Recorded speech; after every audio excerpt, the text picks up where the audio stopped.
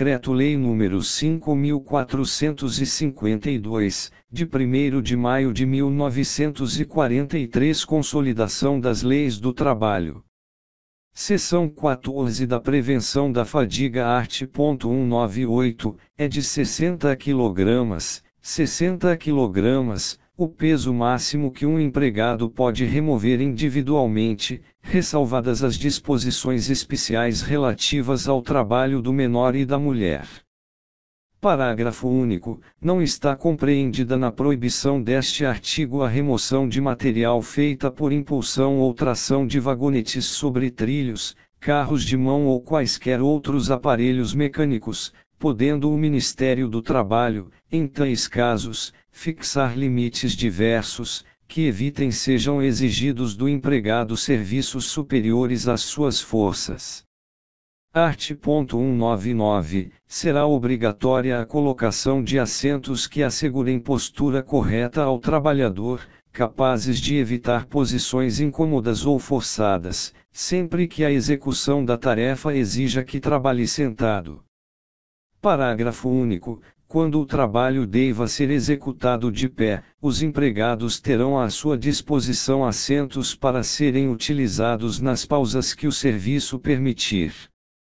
Seção 15 das outras medidas especiais de proteção. Art. 200. Cabe ao Ministério do Trabalho estabelecer disposições complementares às normas de que trata este capítulo, tendo em vista as peculiaridades de cada atividade ou setor de trabalho, especialmente sobre, medidas de prevenção de acidentes e os equipamentos de proteção individual em obras de construção, demolição ou reparos. Segundo, depósitos, armazenagem e manuseio de combustíveis, inflamáveis e explosivos, bem como trânsito e permanência nas áreas respectivas. Terceira, trabalho em escavações, túneis, galerias, minas e pedreiras, sobretudo quanto à prevenção de explosões, incêndios, desmoronamentos e soterramentos, eliminação de poeiras, gases, etc. e facilidades de rápida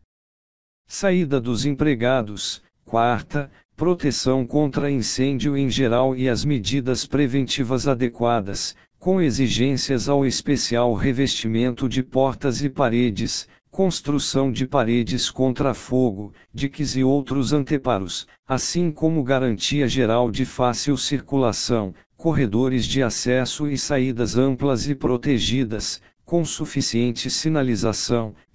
Proteção contra insolação, calor, frio, umidade e ventos, sobretudo no trabalho a céu aberto, com provisão, quanto a este, de água potável, alojamento, profilaxia de endemias. Sexta, proteção do trabalhador exposto a substâncias químicas nocivas, radiações ionizantes e não ionizantes, ruídos, vibrações e trepidações ou pressões anormais ao ambiente de trabalho, com especificação das medidas cabíveis para eliminação ou atenuação desses efeitos. Limites máximos quanto ao tempo de exposição, a intensidade da ação ou de seus efeitos sobre o organismo do trabalhador, exames médicos obrigatórios, limites de idade, controle permanente dos locais de trabalho e das demais exigências que se façam necessárias. Sétima, higiene nos locais de trabalho,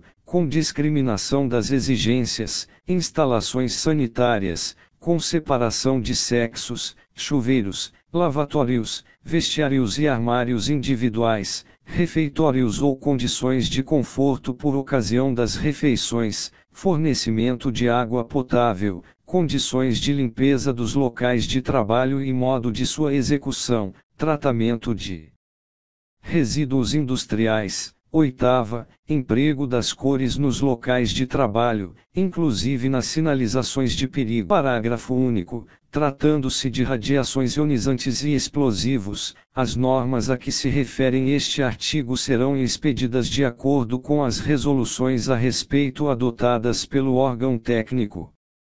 Seção 16 das penalidades. Atualização do valor das multas. Art. 201. As infrações ao disposto neste capítulo relativas à medicina do trabalho serão punidas com multa de 3 3, a 30 vezes o valor de referência previsto no artigo 2º, parágrafo único, da Lei nº 6.205, de 29 de abril de 1975, e as concernentes à segurança do trabalho com multa de 5 a 50 vezes o mesmo valor.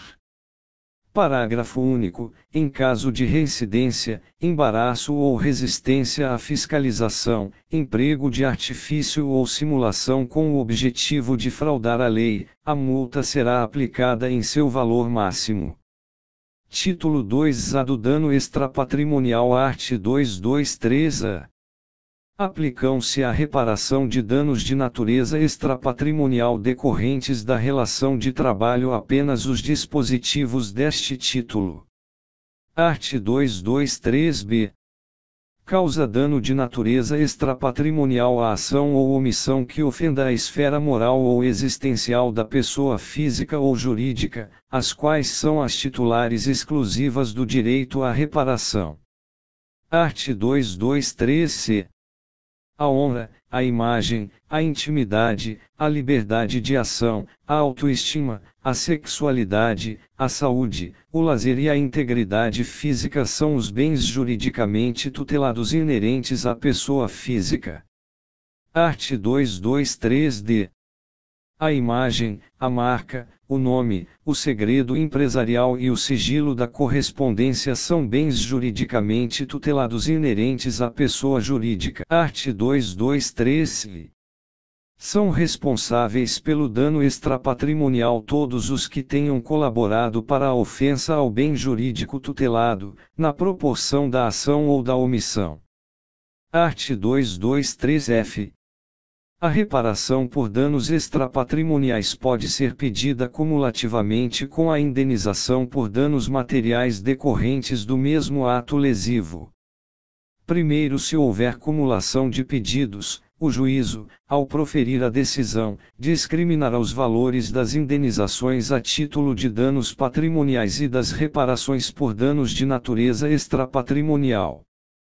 Segundo a composição das perdas e danos, assim compreendidos os lucros cessantes e os danos emergentes, não interfere na avaliação dos danos extrapatrimoniais. Art. 223-G.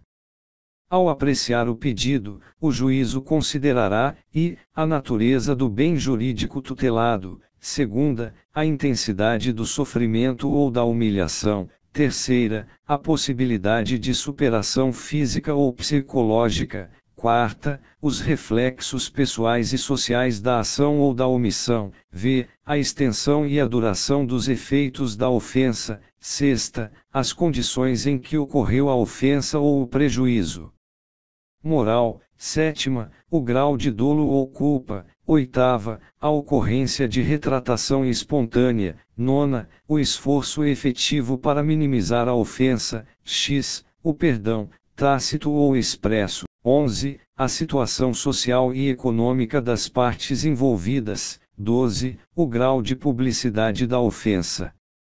Primeiro, se julgar procedente o pedido, o juízo fixará a indenização a ser paga, a cada um dos ofendidos, em um dos seguintes parâmetros, vedada a acumulação, ofensa de natureza leve, até 3 vezes o último salário contratual do ofendido, segunda, ofensa de natureza média, até 5 vezes o último salário contratual do ofendido, terceira, ofensa de natureza grave, até 20 vezes o último salário contratual do ofendido, quarta, ofensa de natureza gravíssima, até 50 vezes o último salário contratual do ofendido. Segundo, se o ofendido for pessoa jurídica, a indenização será fixada com observância dos mesmos parâmetros estabelecidos no primeiro deste artigo, mas em relação ao salário contratual do ofensor.